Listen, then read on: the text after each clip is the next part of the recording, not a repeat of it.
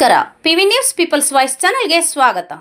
ಚಾಮರಾಜನಗರ ತಾಲೂಕು ರಾಷ್ಟ್ರೀಯ ಹೆದ್ದಾರಿ 209ರ ಹುಲ್ಲೇಪುರ ಮಾರ್ಗವಾಗಿ ಕೆಂಪನಾಪುರಕ್ಕೆ ಸೇರುವ 3.50 ಕಿಲೋಮೀಟರ್ ರಸ್ತೆಗೆ 3 ಕೋಟಿ ವೆಚ್ಚದ ಅಭಿವೃದ್ಧಿ ಕಾಮಗಾರಿ ಹಾಗೂ 50 ಲಕ್ಷದಲ್ಲಿ ಕೆಂಪನಾಪುರ ಅಂಬೇಡ್ಕರ್ ಸಮುದಾಯ ಭವನದ ಮುಂದುವರೆದ ಕಾಮಗಾರಿಗೆ ಕೊಳ್ಳೇಗಾಲ ಕ್ಷೇತ್ರದ ಶಾಸಕರಾದ ಎಆರ್ ಕೃಷ್ಣಮೂರ್ತಿರವರು ಭೂಮಿ ಪೂಜೆ ನೆರವೇರಿಸಿದರು. ನಂತರ ವೇದಿಕೆ ಕಾರ್ಯಕ್ರಮ ಉದ್ಘಾಟನೆ ನೆರವೇರಿಸಿ ಮಾತನಾಡಿ, ಲೋಕೋಪಯೋಗಿ ಸಚಿವರಾದ ಸತೀಶ್ ಜಾರಕಿಹೊಳಿರವರು ಕೆಂಪನಾಪುರ ಗ್ರಾಮದಲ್ಲಿ ನಡೆದ ಅಂಬೇಡ್ಕರ್ ಜಯಂತಿಯಲ್ಲಿ ಭಾಗವಹಿಸಿದ ಸಂದರ್ಭದಲ್ಲಿ ಕೆಂಪನಾಪುರ ಗ್ರಾಮದಿಂದ ಹುಲ್ಲೇಪುರ ಮಾರ್ಗವಾಗಿ ರಾಷ್ಟ್ರೀಯ ಹೆದ್ದಾರಿಗೆ ರಸ್ತೆ ಮಾಡಿಸಿಕೊಡುವಂತೆ ಗ್ರಾಮಸ್ಥರು ಕೇಳಿಕೊಂಡಾಗ ಭರವಸೆ ನೀಡಿದ್ರು. ಅದರಂತೆ ಇಂದು 3 ಕೋಟಿ ಅನುದಾನ ನೀಡಿದ್ದಾರೆ. ಅವರಿಗೆ ಗ್ರಾಮಸ್ಥರ ಪರವಾಗಿ ನಾನು ಸಹ ಕೃತಜ್ಞತೆ ಸಲ್ಲಿಸುತ್ತೇನೆ ಎಂದು ಕತ್ತಲಿನಲ್ಲಿ ಜಾರಕಿಹೊಳಿರವರನ್ನ ನೆನೆದು ಅಭಿನಂದಿಸಿದರು. ನಂತರ ಗ್ರಾಮಸ್ಥರು ಸನ್ಮಾನ ಮಾಡಿದಾಗ, ಈ ಸನ್ಮಾನ ಸತೀಶ್ ಜಾರಕಿಹೊಳಿರವರಿಗೆ ಸಲ್ಲಬೇಕು, ಹಾಗಾಗಿ ಅವರ ಅನುಪಸ್ಥಿತಿಯಲ್ಲಿ ನಾನು ಸ್ವೀಕರಿಸಿದ್ದೇನೆ ಎಂದರು. ನಂತರ ಗ್ಯಾರಂಟಿ ಯೋಜನೆಗಳ ಜಿಲ್ಲಾ ಅಧ್ಯಕ್ಷ ವಂಗನೂರು ಚಂದ್ರು, ಜಿಲ್ಲಾ ಪಂಚಾಯಿತಿಯ ಮಾಜಿ ಉಪಾಧ್ಯಕ್ಷರಾದ ಯೋಗೇಶ್ ರವರು ಮಾತನಾಡಿದರು. ಕಾರ್ಯಕ್ರಮದಲ್ಲಿ ಕೆಂಪನಾಪುರ ಗ್ರಾಮ ಪಂಚಾಯಿತಿ ಅಧ್ಯಕ್ಷರಾದ ಮಾದೇಶ, ಬಿಳಿಗಿರಿ ರಂಗನಾಥ ಸ್ವಾಮಿ ದೇವಸ್ಥಾನದ ಧರ್ಮದರ್ಶಿ ಶ್ರೀನಿವಾಸ್, ಹೊಮ್ಮ ರವಿಶಂಕರ್ ಮೂರ್ತಿ, ಮುಖಂಡರಾದ ನಾಗಲಿಂಗ ನಾಯಕ, ರಂಗನಾಯಕ, ಬಸವಶೆಟ್ಟಿ, ಗುರುಸಿದ್ದಪ್ಪ, ಮಣಿಕಂಠ, ಎಇಇ ಚಿಕ್ಕಲಿಂಗಯ್ಯ, ರಮೇಶ್, ಜಿಲ್ಲಾ ಯೂತ್ ಕಾಂಗ್ರೆಸ್ ಅಧ್ಯಕ್ಷ ಯೋಗೇಂದ್ರ, ತಾಲೂಕು ಅಧ್ಯಕ್ಷ ವಿಜಯ್, ಶಿವರಾಜ್ ಮದ್ದೂರು, ಪಟ್ಟಣ ಪಂಚಾಯಿತಿ ಸದಸ್ಯ ಬಿ ರವಿ, ಮಂಜು, ಪಕ್ಷದ ಕಾರ್ಯಕರ್ತರು, ಮುಖಂಡರು ಹಾಗೂ ಗ್ರಾಮಸ್ಥರು ಹಾಜರಿದ್ದರು. ವರದಿ ಮಣಿಕಂಠ ನಾಯಕ್, ಚಾಮರಾಜನಗರ. ಒಂದ್ ಕಡೆ ವಿರೋಧ ಪಕ್ಷದವರು ಈ ಗ್ಯಾರಂಟಿ ಯೋಜನೆ ವಿಚಾರದಲ್ಲಿ ಇವತ್ತು ಕೂಡ ಟೀಕೆ ಮಾಡ್ತಾರೆ. ಹಿಂದೆ 13ರಿಂದ 18 ಶಾಸಕರ ಜಯಣ್ಣ ಸಂದರ್ಭ ಮಾನ್ಯ ಸಿದ್ದರಾಮಯ್ಯನವರು 5 ವರ್ಷಗಳ ಪರಿಪೂರ್ಣ ಮುಖ್ಯಮಂತ್ರಿಗಳಾಗಿದ್ದರು. 150ಕ್ಕೂ ಹೆಚ್ಚು ಅವರು ಭರವಸೆಗಳನ್ನು ನೀಡಿದರು. ಆ 150ಕ್ಕೂ ಹೆಚ್ಚು ಭರವಸೆ ನೀಡಿಸ್ತಕ್ಕಂಥ ಯಾರು ರಾಷ್ಟ್ರದಲ್ಲಿ ಇದ್ರೆ ಮುಖ್ಯಮಂತ್ರಿಗಳಾಗಿ ಅದು ಸಿದ್ದರಾಮಯ್ಯನವರು ಮಾತ್ರ ಅಂತಕ್ಕಂಥದ್ದು ಇವತ್ತು ರಾಷ್ಟ್ರದಲ್ಲಿ ಸ್ಮರಿಸ್ಕೊಳ್ತಾರೆ.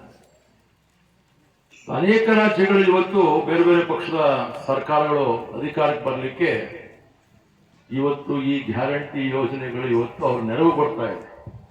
ಟೀಕೆ ಮಾಡಿದ ಪಕ್ಷದ ಸರ್ಕಾರವೂ ಕೂಡ ಆ ಗ್ಯಾರಂಟಿ ಯೋಜನೆಗಳನ್ನ ಅನುಷ್ಠಾನಗೊಳಿಸ್ತಾ ಇರ್ತಕ್ಕಂಥದ್ದನ್ನು ಮಾನ್ಯ ಚಂದ್ರ ಅವರು ಭಾಷಣದಲ್ಲಿ ಉಲ್ಲೇಖ ಮಾಡೋ ಸಂದರ್ಭದಲ್ಲಿ ವ್ಯಕ್ತಪಡಿಸಿದ್ದಾರೆ. ಇವತ್ತು ನಾವು 5 ಗ್ಯಾರಂಟಿ ಯೋಜನೆಗಳನ್ನ ನಾವು ಅನುಷ್ಠಾನಗೊಳಿಸ್ತೇವೆ ಅಂತ ಹೇಳಿ ನಮ್ಮ ಅಂದಿನ ರಾಜ್ಯದ ಅಧ್ಯಕ್ಷರಾಗಿದ್ದಂಥ ಮಾನ್ಯ ಡಾಕ್ಟರ್ ಜಿ ಪರಮೇಶ್ವರ್ ಅವರ ಅಧ್ಯಕ್ಷತೆಯಲ್ಲಿ ಈ 5 ಗ್ಯಾರಂಟಿ ಯೋಜನೆಗಳ ಅನುಷ್ಠಾನಗೊಳಿಸುವಂತ ಒಂದು ಶಿಫಾರಸನ್ನ ಅವರ ಸಮಿತಿಯಿಂದ ಮಾಡಿ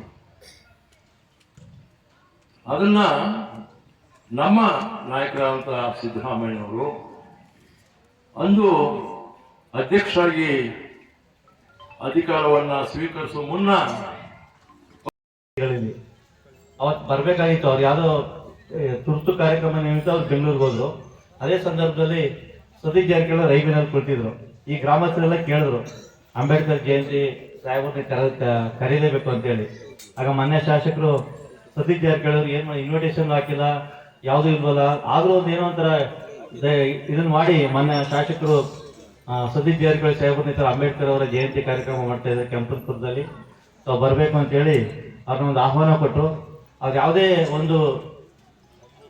ಯಾವುದೇ ರೀತಿಯ ಒಂದು ಇದನ್ನು ಮಾಡ್ದೇನೆ ತುಂಬ ಗೌರವಿತವಾಗಿ ಈ ಗ್ರಾಮಕ್ಕೆ ಬರೋದ್ರ ಮುಖಾಂತರ ಅವ್ರು ಬಂದ ಸಂದರ್ಭದಲ್ಲೂ ಸಹ ಈ ಗ್ರಾಮದ ಎಲ್ಲ ಕೋಮಿನ ಯಜಮಾನರುಗಳ ಮುಖಂಡರುಗಳು ಅವ್ರನ್ನ ಅದ್ದೂರಿಯಾಗಿ ಸ್ವಾಗತವನ್ನು ಮಾಡಿದ್ರು. ಆ ಸಂದರ್ಭದಲ್ಲಿ ಭಾಷಣ ಮಾಡೋಕ್ಕಿಂತ ಮೊದಲು ಈ ಗ್ರಾಮದ ಹಿರಿಯ ಮುಖಂಡರುಗಳು ಮತ್ತು ನಿವೃತ್ತ ನೌಕರರೆಲ್ಲ ಸೇರಿ ಒಂದು ಮೆಮೊರಂಡಮ್ನ ಕೊಡ್ತಾರೆ. ಈ ಥರ ಹೊಸ ರೋಡ್ ಅಂತ ಅವಾಗಿನ ಹೆಸರು, ಬಟ್ ರೋಡ್ ಅಂತೂ ಹೊಸದಾಗಿದೆ, ಎಲ್ಲ ಕಿತ್ತೋಗಿದೆ, ನಾವು ತಿರುಗಾಡಿ ಸಾಕಾಗಿದೆ ಅಂತೇಳಿ ಒಂದು ಮೆಮೊರಂಡಮ್ ಕೊಡೋಕೆ ಹೋಗ್ತಾರೆ. ಅವ್ರವ್ರ ಮೆಮೊರಂಡಮ್ ಇಸ್ಕೊಳ್ಳೋಲ್ಲ. ನನಗೆ ಈಗಾಗಲೇ ಅದನ್ನ ಪ್ರಿಂಟ್ ಮಾಡ್ಕೊಂಡಿದ್ದೀನಿ, ನೆಕ್ಸ್ಟ್ ಮಾರ್ಚ್ ಬುದ್ಧಿ ಪೂಜೆ ಮಾಡ್ತೀನಿ ಅಂತೇಳಿ ಅವತ್ತು ಗ್ರಾಮಸ್ಥರಿಗೆ ಭರವಸೆ ಕೊಟ್ಟ ನಿಟ್ಟಿನಲ್ಲಿ ಮಾನ್ಯ ಶಾಸಕರು ಕಳೆದ ಬಾರಿ ಬೆಳಗಾವಿ ಅಧಿವೇಶನ ಸಂದರ್ಭದಲ್ಲಿ ಮಾನ್ಯ ಶಾಸಕರು ಅದನ್ನು ನೆನಪಿಸಿದ್ದಾರೆ. ಹಾಗಾಗಿ ಅವರು ಮಾರ್ಚ್ ಏನು ಮಾತು ಕೊಟ್ಟಿದ್ರು ಅದೇ ಪ್ರಕಾರ ಅವರು 3 ಕೋಟಿ ಅನುದಾನವನ್ನು ಬಿಡುಗಡೆ ಮಾಡೋದ್ರ ಮುಖಾಂತರ ಒಂದು ಹೊಸ ರಸ್ತೆ, ಹೊಸ ರೋಡಿಗೆ ಹೊಸ ಕಾಯಕಲ್ಪವನ್ನು ಕೊಡೋದ್ರ ಮುಖಾಂತರ ಈ ಗ್ರಾಮಸ್ಥರ ಮನವನ್ನು ಗೆದ್ದಿದ್ದಾರೆ. ಅದಕ್ಕೆ ಶಾಸಕರು ಪ್ರಮುಖ ಕಾರಣ ಅಂದರೆ ತಪ್ಪಾಗಲಾರ್ದು. ಅವ್ರಿಗೂ ನಾನು ಈ ಸಂದರ್ಭದಲ್ಲಿ ಅವರ ಸತೀಶ್ ಜಾರಕಿಹೊಳಿ ಸಾಹೇಬರಿಗೆ ನಿಮ್ಮೆಲ್ಲರ ಪರವಾಗಿ ನಾನು ತುಂಬ ಹೃದಯದ ಧನ್ಯವಾದಗಳನ್ನು ಅರ್ಪಿಸ್ತೇನೆ. ಆ ಒಂದು ಕಾರ್ಯಕ್ರಮಕ್ಕೆ ವಿಶೇಷವಾಗಿ ಆಹ್ವಾನ ಮಾಡಿ ಈ ಗ್ರಾಮಕ್ಕೆ ಕರ್ಕೊಂಡು ಬಂದು ಈ ಗ್ರಾಮದ ಸಮಸ್ಯೆಗಳ ಬಗ್ಗೆ ಅವರಿಗೆ ಮನವರಿಕೆ ಮಾಡಿಕೊಂಡಂತಹ ನಮ್ಮ ಕ್ಷೇತ್ರದ ಶಾಸಕರಾದಂಥ ಕೃಷ್ಣಮೂರ್ತಿ ಸಾಹೇಬರಿಗೂ ಸಹ ನಾನು ಈ ಸಂದರ್ಭದಲ್ಲಿ ತುಂಬ ಹೃದಯದ ಧನ್ಯವಾದಗಳನ್ನು ಅರ್ಪಿಸ್ತೇನೆ. ಇದು ಕಳೆದ ಬಾರಿ ನಾನು ತಾಲೂಕ್ ಪಂಚಾಯತಿ ಸದಸ್ಯರಾಗಿ ಆಯ್ಕೆಯಾಗಿದ್ದ ಸಂದರ್ಭದಲ್ಲಿ ನಮ್ಮ ಈ ಗ್ರಾಮಸ್ಥರು ವಿಶೇಷವಾಗಿ ಕೆಂಪನಪುರ ಗ್ರಾಮ ಪಂಚಾಯತಿ ವ್ಯಾಪ್ತಿ ಮತ್ತು ಗುಳಿಪುರ ಗ್ರಾಮ ಪಂಚಾಯತಿ ವ್ಯಾಪ್ತಿ ಸೇರ್ತಿತ್ತು. ಆವಾಗ ಈ ಗ್ರಾಮದ ಎಲ್ಲ ಮುಖಂಡರುಗಳು ಮತ್ತು ಹಿರಿಯರು ಎಲ್ಲ ನಮ್ಗೆ ಒಗ್ಗಟ್ಟಾಗಿ ಆ ಸಂದರ್ಭದಲ್ಲಿ ನಾವು ಚುನಾಯಿತರಾಗಿ ಮಾಡಿದ್ರು. ಆ ಒಂದು ಕೃತಜ್ಞತೆ ಇಟ್ಕೊಂಡು ಈ ಗ್ರಾಮವನ್ನು ವಿಶೇಷವಾಗಿ ನಾವು ಎಲ್ಲರ ಜೊತೆ ವಿಶ್ವಾಸ ಇಟ್ಕೊಂಡು ಕೆಲಸ ಕಾರ್ಯಗಳನ್ನ ಮಾಡ್ಕೊಂಡು ಬಂದು ಇದೇ ಈಗಲೂ ಸಹ ಅದೇ ರೀತಿ ಯಾವುದೇ ಸಮಸ್ಯೆಗಳಿದ್ದಲ್ಲಿ ಶಾಸಕರ ಗಮನಕ್ಕೆ ತರಬೇಕಾದ್ರೆ ಯಾವುದೇ ವಿಚಾರಗಳಿದ್ರು ನಮ್ಗೊಂದ್ಸರಿ ಹೇಳ್ತಾರೆ, ಶಾಸಕರ ಗಮನಕ್ಕೆ ತಗೊಂಡು ಈ ಕೆಲಸಗಳನ್ನ ಮಾಡಿಸ್ಕೊಡ್ಬೇಕು ಅಂತೇಳಿ. ಹಾಗಾಗಿ ಈ ಗ್ರಾಮದ